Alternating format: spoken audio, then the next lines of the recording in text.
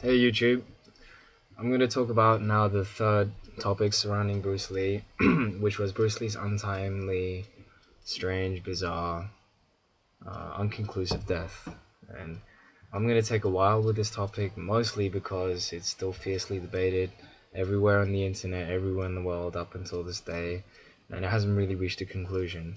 So I'm going to briefly outline the theories. First of all, to begin with, there's three main theories. The first theory is, of course, the most popular one because Bruce Lee was a fighter, number one. And many people believe that if you're a fighter and you fight a lot of people, you're gonna die in a fight too. They believe that you make a million enemies from beating a million people. One day you're gonna die. Just you can't win forever. You're gonna die one day. And so people think that Bruce Lee died by some sort of physical struggle. Some people also believe that it was mysterious foul play. They think no one could have killed Bruce Lee in a fair fight, so it was some kind of foul play. Someone shot him, someone stabbed him in the back while walking to the convenience store to buy some milk. So people think so. Now the question is who? Based on those theories, who would have done it if that was the case? So you have the Chinese mafia, you have the Japanese mafia, and you have some people in high positions in America. Those are some of the theories. Why would it be someone from his own country? That's what they say. Well, one of the reasons might be because they didn't like the fact that Bruce Lee was teaching the Americans martial arts from China. The Americans already had bigger bodies, so they didn't want them to become even more formidable by learning Chinese martial arts. So they didn't like that. And actually, Bruce Lee, a lot of Chinese people, a lot of Chinese gangsters sent people to rough up Bruce Lee, maybe even try and kill him because of the fact that he was doing this. But of course, Bruce Lee won, standard procedure. Japanese people, why would it be them? Now, here's the question. A lot of Chinese people believe that it was the Japanese or the Japanese Yakuza because they also have a strong belief in China up until today that a certain martial artist called Hui Yonjia, a really famous historical martial artist in China, they believe that he was killed by the Japanese through foul play. And he was a martial artist that lived in a time where China was oppressed by Japan and a lot of other countries, including England and America. That China was fiercely oppressed at the time. And he was a man who defeated people from all of these countries, like they were nothing. And one day he just died. And it's actually scary because in Bruce Lee's movie Fist of Fury, where he's playing the student getting revenge for Hu Yanjia's death, it's about this story. Bruce Lee says in the English dub, "How can a healthy man just die?" And that is the question that people ask about Bruce Lee's death. So that is very interesting, isn't it? You see? So people believe that, oh yeah, here it is. It's the Japanese doing what the Japanese do. Yeah, it's them again. We never got conclusive evidence for how Hu Yunjia died, but we all know it was the Japanese, so it's just them again. That's what a lot of the Chinese people think. I don't think so, in any case. A lot of people think that it might have been someone in America from a high position because when someone has a lot of influence and power, as Bruce Lee did, as Martin Luther King did, as Gandhi, these kind of guys did, although Bruce Lee wasn't exactly religious, like Tupac did, when they have a lot of influence and a lot of power over people's thinking and lives and actions, just by being themselves, just through their art. So Tupac, through his lyrics, made people think, made people follow him, made people love him. Bruce Lee did that through his art. So people in high positions, when people from low or ordinary surroundings rise up through their ranks, through their art, and people love them and get influenced by them like that, they feel like their power is going down, so they don't like that. So people think it was foul play from there. But then again, the physical autopsy reveals that there was no gunshot wounds, there was no bullets, there was no knife marks or stab wounds on Bruce Lee's body. So then a lot of people started believing, okay, maybe not. But then some people say, oh no, here's the explanation to that. It was some kind of martial artist from in the Shaolin Mountains where he did this touch of death technique that leaves no trace on the body. And basically Bruce Lee died like that. You saw something like that in Kill Bill, right? Okay. In any case, some people thought something like that existed and that's how Bruce Lee died. But if that was the case, then the autopsy would have revealed some kind of skin prints on Bruce Lee's body or his clothes, and that wasn't the case. So obviously Bruce Lee didn't die that way, in my opinion. The second opinion is Bruce Lee died from a supernatural being. And a lot of people think, oh, that's a load of tosh. That's something that was just shown in Bruce Lee's biopic movies like Dragging the Bruce Lee Story for production values or special effects, just to dramatize the events in Bruce Lee's life. But, Bruce Lee himself testifies that he had dreams in which he woke up physically and mentally exhausted. He woke up sweating like a pig, and with cramps everywhere on his body. He woke up believing he woke up believing he was in a fight still. He threw off his blanket, threw it across the room, threw around books and tables to see where this thing was. He was genuinely scared. He was fearing for his life that this thing would come and attack him again. And perhaps that was the first time in Bruce Lee's life where he really felt the piercing pain of being in fear. Because Bruce Lee didn't feel that too often, as we all know, you know.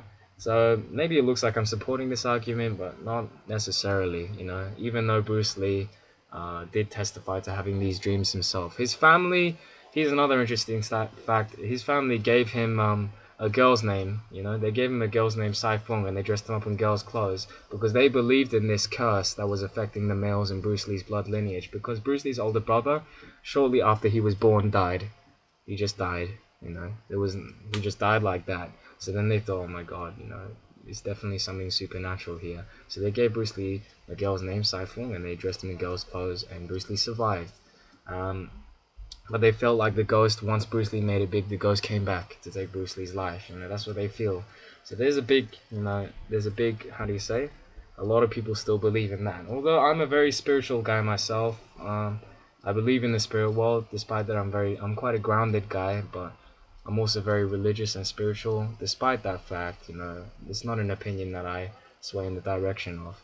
Actually, I go by the third opinion, which is becoming more and more common, and I don't believe this to be opinion. I believe this to be fact. Bruce Lee died taking a pill called Equagesic, and basically what that did was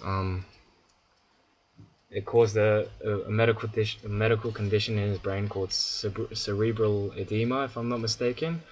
And yeah, he was in the apartment with Betty Ting Pei. It was some kind of movie meeting, as you would call it, between friends. And Betty Ting Pei was a woman who was very well known for making a hell of a lot of sex scenes. Yeah, so I mean.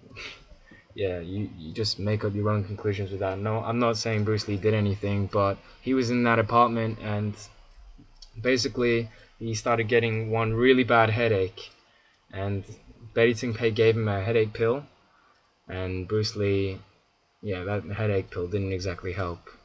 Bruce Lee wasn't getting healed by that headache pill. He went straight into a coma. His brain started swelling up. He went into a coma, fell back on his bed. So Betty Ting Pei started slapping him in the face and saying, "Wake up, Bruce! Wake up, Bruce! What's wrong with you?" She shook him. She slapped him in the face. She tried everything. But what she should have done was pick up the phone and call the damn ambulance. But that's not what she did, because she didn't want the ambulance to go. Wait, what's that? Is that Betty Ting Pei's apartment?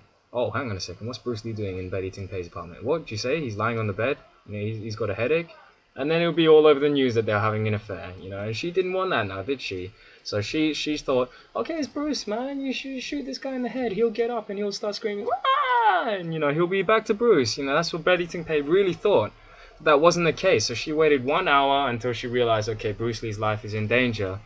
The conclusion, she should have, that penny should have dropped 15 minutes after Bruce Lee stopped moving.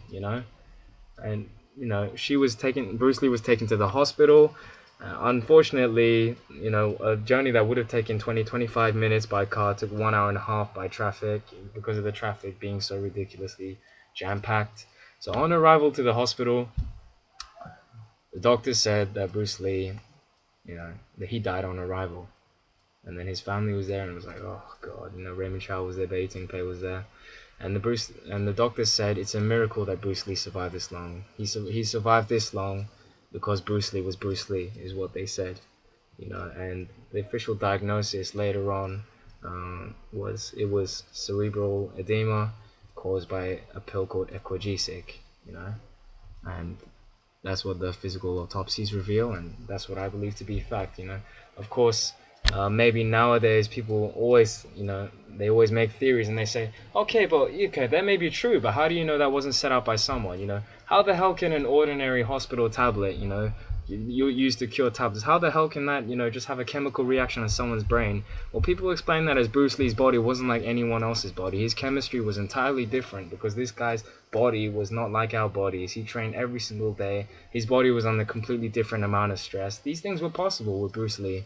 and people think that there was still foul play involved. Now, personally, I think that there is a possibility of that. Just so you know, I'm not completely leaning over onto the side of the third theory. I do believe that it is possible that there was some kind of foul play involved. They believe that in that generation it wasn't as medically advanced as we were today, so perhaps somebody might have put something in the pills, and because they knew Betty Ting Pei was close to Bruce Lee. There are these kind of theories. Maybe they'll come out later. Maybe we'll understand more about who might have done it and how they did it. But until that happens, this is the best thing we have. So I would like to just conclude that. And for those of you who wonder how Bruce Lee died, that's the most conclusive evidence that is revealed by the biographies and those who know.